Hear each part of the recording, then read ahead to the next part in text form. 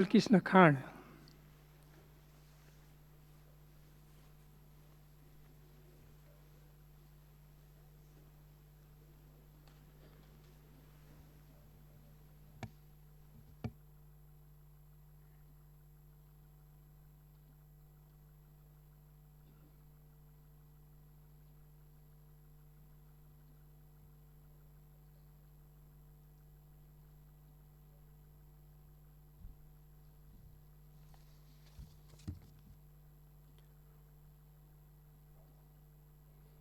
सम्माननीय सभामुख महोदय, प्रतिनिधि सभाको यो बैठक एउटा विशिष्ट परिस्थितिमा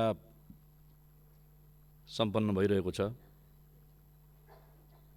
र यस बैठकमा म नेपाली कांग्रेसको तर्फबाट, प्रमुख प्रतिपक्षी दलको तर्फबाट सबै माननीयज्यूहरूलाई हार्दिक स्वागत गर्दछु र यो सदनको पूर्ण सफलताको लागि म हार्दिक शुभकामना पनि व्यक्त गर्न चाहन्छु। संविधानको प्रावधान विपरीत केबी ओलीजीको नेतृत्वमा रहेको कम्युनिस्ट सरकारले प्रतिनिधि सभाको विघटन गरेको थियो र सरकारको प्रतिनिधि सभा विघटनको यो निर्णयलाई नेपाली कांग्रेसले असंवैधानिक, अलोकतान्त्रिक, सर्वसत्तावाद र निरङ्कुशता प्रेरित कदम भनेको थियो। सम्मान्य सभामुखज्यू, सरकारको यो असंवैधानिक निर्णयको खिलाफमा नेपाली कांग्रेसले देशभरि नै सबै जिल्लाहरूमा, सबै गाउँ र नगर तथा वडाहरूमा समेत पनि विरोध कार्यक्रमको आयोजना गरेको थियो। सरकारको अधिनायकवादको खिलाफमा, सर्वसत्तावाद र निरङ्कुशताको खिलाफमा, संविधान विरुद्धको सरकारको कदमको खिलाफमा, संविधानको रक्षाको लागि।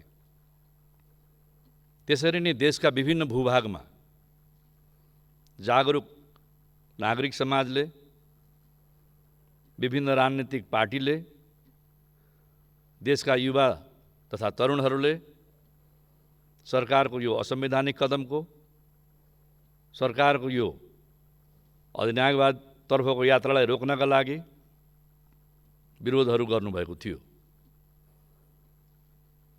र संविधानको प्रावधान अनुसार कार्यपालिका, न्यायपालिका र व्यवस्थापिका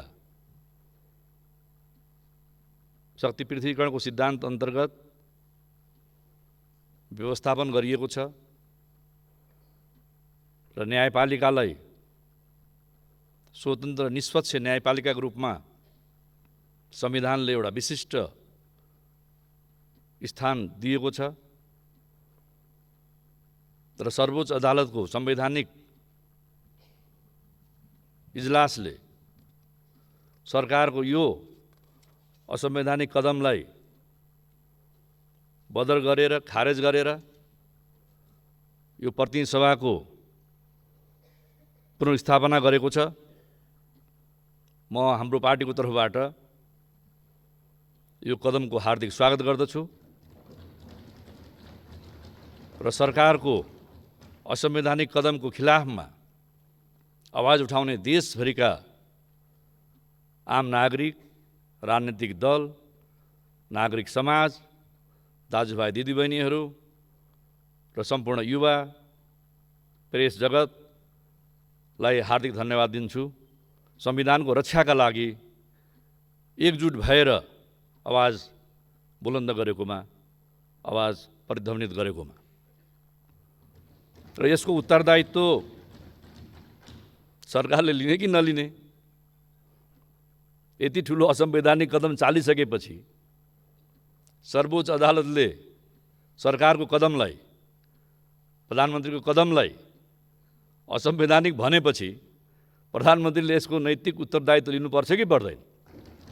यसको जवाफ दिनुपर्छ कि पर्दैन? त्यसका लागि प्रधानमन्त्रीजीले मार्ग प्रशस्त गर्नुपर्छ कि पर्दैन? यतापट्टि यो सदन गम्भीर बनोस् र सम्माननीय सभामुख महोदय मार्फत म सम्माननीय प्रधानमन्त्री लगायत सरकारका सदस्यहरूको पनि ध्यान आकर्षण गर्न चाहन्छु। यो असंवैधानिक कदम भनेर न्यायपालिकाले निर्णय गरिसकेपछि, सरकारको निर्णयलाई खारेज गरिसकेपछि विधिको शासन मान्छौँ, संविधानको रक्षा गर्छौँ, संविधानवादको पालना गर्छौँ, संविधान मान्छौँ भन्ने सरकारले त्यो गल्तीको महसुस गरेर नैतिक उत्तरदायित्व लिनुपर्छ कि पर्दैन, त्यो पनि माग गर्न चाहन्छु। यो सरकार बनेपछि सुरुदेखि नै संविधानमाथि प्रहार गरिरहेको थियो। सरकार संविधानको जगमै बनेको हुन्छ, संविधानको जगमै उभिएको हुन्छ। तर हाम्रो संवैधानिक प्रावधान अनुसार सङ्घीय लोकतान्त्रिक गणतन्त्र, बहुलवादमा आधारित बहुदलीय लोकतान्त्रिक संसदीय व्यवस्थाको जुन हाम्रो व्यवस्थापन गरिएको छ र संसदबाटै सरकारको निर्माण हुन्छ। संसदको भूमिकालाई गतिशील गराउने, संसदलाई उत्तरदायी गराउने, संसदको सम्मान बढाउने काम गर्ने सरकारको पनि दायित्व हो। त्यस्तै संविधानको रक्षा गर्नु र पालना गर्नु सरकारको पहिलो कर्तव्य हो, पहिलो दायित्व हो। तर यो सरकार बनेदेखि निरन्तर संविधानमाथि प्रहार गरिरहेको छ। संविधानले नेपाली नागरिकलाई मौलिक अधिकार प्रदान गरेको छ। त्यसमध्येमा सबभन्दा महत्त्वपूर्ण मौलिक अधिकार विचार र अभिव्यक्तिको स्वतन्त्रता हो। सरकार बनेकै दिनबाट विचार र अभिव्यक्तिको स्वतन्त्रतामाथि यसले गम्भीर प्रहार गरेको छ। मैत्री घर, मण्डला लगायत, पुरानो रत्नपार्क लगायत कतिपय सार्वजनिक ठाउँहरूमा त्यहाँ भेला हुन नपाइने, त्यहाँ जम्मा हुन नपाइने, त्यहाँ बोल्न नपाइने, यस्ता खालका निर्णय पनि सरकारले गर्यो। सरकारको यस्तो खालको निर्णय, विचार र अभिव्यक्ति स्वतन्त्रताको विरुद्धको निर्णयमा जनताले मुद्दा हाल्नु पर्यो, फेरि अदालतले भनिदियो त्यहाँ जानु पाइन्छ, बोल्न पाइन्छ, भेला गर्न पाइन्छ। भनेपछि सरकारले अग्रगमन गरेका छ कि प्रतिगमन गरेका छ? एकपटक सरकारका सम्माननीय प्रधानमन्त्री र माननीय मन्त्रीजीहरूले छातीमा हात राखेर संविधानको किताबमाथि चाहिँ हात राखेर तपाईँहरू आफैले सोध्नुहोस्, के संविधान जुन स्पिरिटमा हामीले बनाएका थियौँ त्यही स्पिरिटमा तपाईँहरूले पालना गर्दै हुनुहुन्छ? जसरी चाहिँ नि मिडिया विधेयक लिएर आइयो, मिडियाको मुख थुन्नका लागि सूचना र प्रविधि विधेयक ल्याइयो, त्यस्तै गुठी विधेयक, नेपालको धेरै पुरानो परम्परा र संस्कृति, गुठी संस्कृति, गुठी परम्परामा कतिपय गुठियारहरूको जन्म गुठीमा हुन्छ, उनीहरूको संस्कार गुठीमा बित्छ र मृत्यु संस्कारसम्म पनि त्यही गुठीमा हुन्छ। जन्मदेखि मृत्युसम्म व्यवस्थापन गरिएको गुठीलाई गुठी विधेयकको नाममा खारेज गर्ने कोसिस किन गरियो? हामीले यही सदनमा विरोध गर्यौँ, तमाम जनप्रतिनिधि मान्यजीहरूले विरोध गर्नुभयो, आम नेपालका नागरिकहरू सचेत वर्गले माइती घरमा बडो भद्रपूर्ण रूपमा चाहिँ विरोध गर्नु पर्यो। त्यहाँले सरकारले चाहे संस्कृतिको परम्पराको माखोल उडाउने क्रममा होस्, चाहे विचार र अभिव्यक्ति स्वतन्त्रतालाई बन्देज गर्ने क्रममा होस्, त्यस्तै मानव अधिकार विधेयक, राष्ट्रिय सुरक्षा परिषदको विधेयक, नेपाल विशेष सेवासँग सम्बन्धित विधेयक, जहाँ कुनै पनि नागरिकको गोपनीयतालाई चाहिँ तपाईँलाई हरण गर्न सकिने, कसैको पनि टेप या कम्प्युटर या उसका चाहिँ ल्यापटपहरूदेखि लिएर सबै कुराको चाहिँ सरकारले पूर्ण रूपमा बन्देज अनुगमन गर्न सक्ने, यो निरङ्कुश तानाशाही भएको देशमा मात्रै हुन्छ। जहाँ प्रजातन्त्र छ, जहाँ लोकतन्त्र छ, जहाँ विधिको शासन छ, उत्तरदायी सरकार छ, त्यहाँ यस्तो खालको नागरिकको गोपनीयतालाई समाप्त गर्ने सरकारले यस्ता खालका विधेयकहरू ल्याउन पाउँदैन। र हाम्रो संविधानमा पनि विचार अभिव्यक्तिको स्वतन्त्रता जस्तै नागरिकको जनताको गोपनीयता सम्बन्धी पनि अधिकार छ। त्यहाँले यो सरकारले यस्तो खालको ल्यायो। अर्कोतिर पछिल्लो पटक नोभल कोरोना भाइरसको महामारी छ, कोभिडको महामारी छ, त्यसका बारेमा यहाँ गम्भीर छलफल गरौँ, जनतामा एउटा भरोसा र विश्वास जगाउँ, जनतालाई पनि साथै लिएर जाउँ। राज्यको पहिलो दायित्व नागरिकको जीवन रक्षा हो। कुनै पनि नागरिकको, एउटा पनि जनताको अकालमा मृत्यु भयो भने सरकारले जिम्मेवारी लिनुपर्दछ। यति गम्भीर महामारी, यति गम्भीर सङ्कलन भइरहेको बेलामा छलफल गरौँ, सरकारले व्यवस्थापन गरोस् भन्दाखेरि अत्यन्तै अस्वाभाविक ढङ्गले चाहिँ नि सदनको अन्त गर्नुभयो। यहाँ सामान्य चाहिँ नि तपाईँलाई छलफल पनि गरिएन, सामान्य शिष्टाचार पनि राखिएन। एकलौटी ढङ्गले एकदमै तपाईँलाई अपरझट भूमिगत शैलीमा मिटिङ राख्नु त ठिकै थियो, भूमिगत शैलीमा पार्टीको मिटिङ राख्नु, भूमिगत शैलीमा जनप्रतिनिधि सभा संसदको बैठकै चाहिँ तपाईँलाई अन्त गरिदिनु भयो। त्यसपछि आरोप प्रत्यारोप के महाभियोग आउँछ, के आउँछ, महाभियोग आएर त सामना गरे भइहाल्थ्यो नि त। त्यसले महाभियोग आउँछ भनेर सदनको बैठकै अन्त गरिदिने, त्यसमा छलफलै गर्नु पाइएन। हामी धैर्यतापूर्वक चाहिँ नि सरकारलाई सहयोग गरिरहेका छौँ। यो कोभिड-19 को महामारीको बेलामा जनताले मुख थुनेर सहयोग गरिरहेका छन्, भोको पेट र चाहिँ नाङ्गो आङले सहयोग गरिरहेका छन्। हिँड्दा हिँड्दा एउटा गाउँ बस्तीमा बस्या, एउटा सहरमा बस्या मान्छे आफ्नो घरमा फर्किँदाखेरि हिँड्दाखेरि चप्पल चाहिँ नि फाटेर, चप्पल जुत्ता खिएर, पैताला पनि खियो, त्यस्तो अवस्था पनि सरकार छ कि छैन भन्ने थाहा भएन।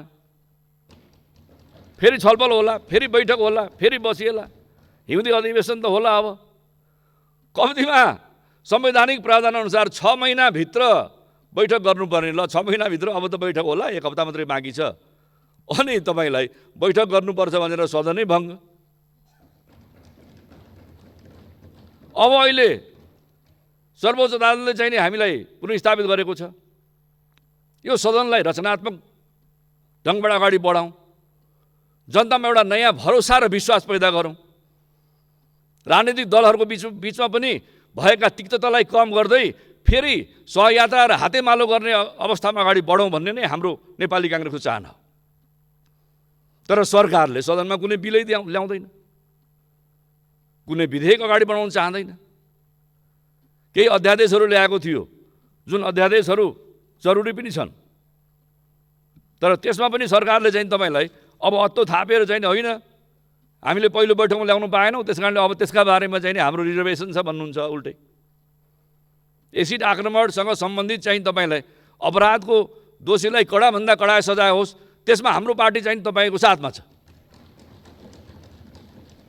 त्यसै कोभिडको व्यवस्थापनका लागि पनि हामीले सदैव सरकारलाई रचनात्मक सहयोग दिँदै आएका छौँ। प्रधानमन्त्रीलाई हाम्रो पार्टीका वरिष्ठ नेता रामचन्द्र पौडेल लगायतको डेलिगेसनले गएर भेटेर चाहिँ ज्ञापन पत्र दिएको हो।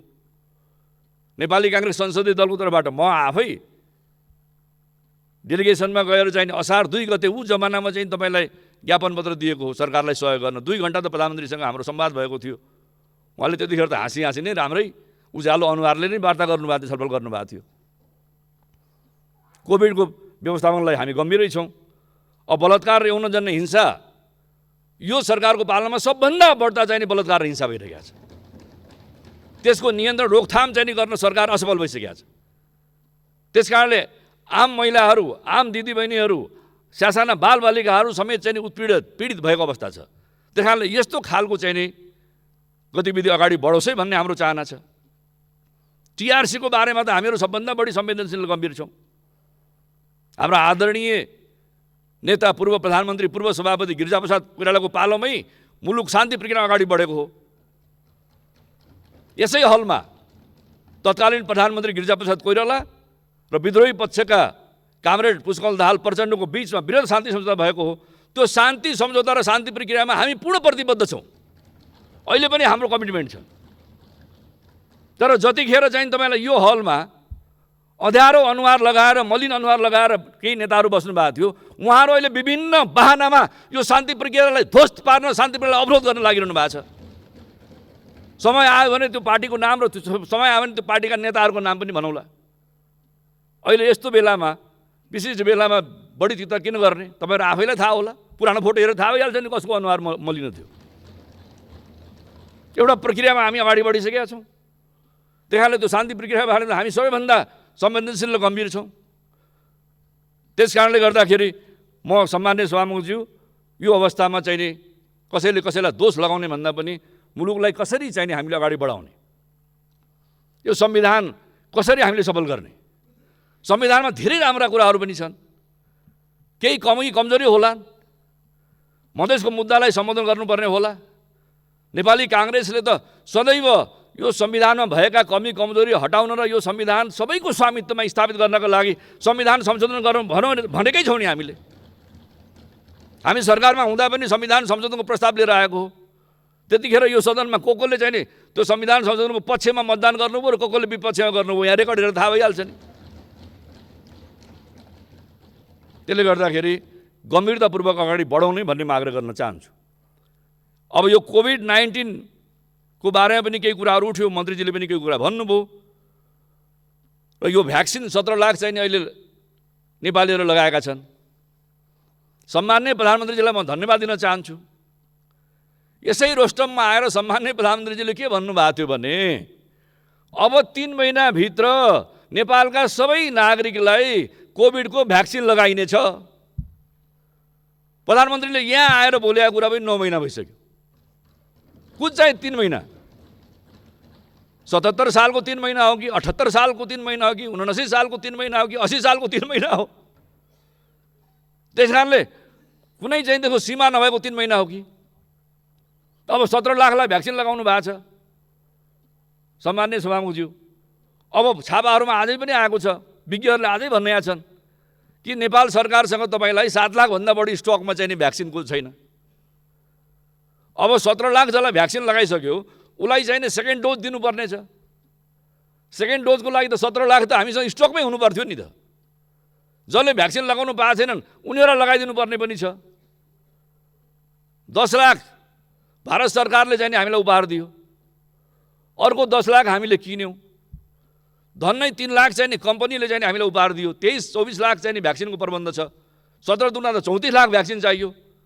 अर्को छिमेकी मुलुक चीनले चाहिँ नि हामीलाई 8 लाख भ्याक्सिन दिएको, अझै ढुवानी गर्ने जहाज नपाएर अनुदान के उपहार दिएको चाहिँ नि भ्याक्सिन पनि ल्याउनु सकिएको छैन। यो भन्दा चाहिँ नि दुःखद के हुनसक्छ?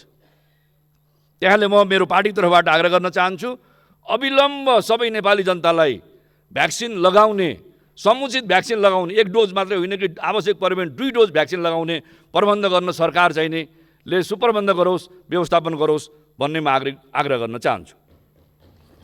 तर सरकारको हालत कस्तो छ भने अब खुसी लाग्यो मेलम्चीको पाहुनी आउनु भयो, सरकारलाई धन्यवाद।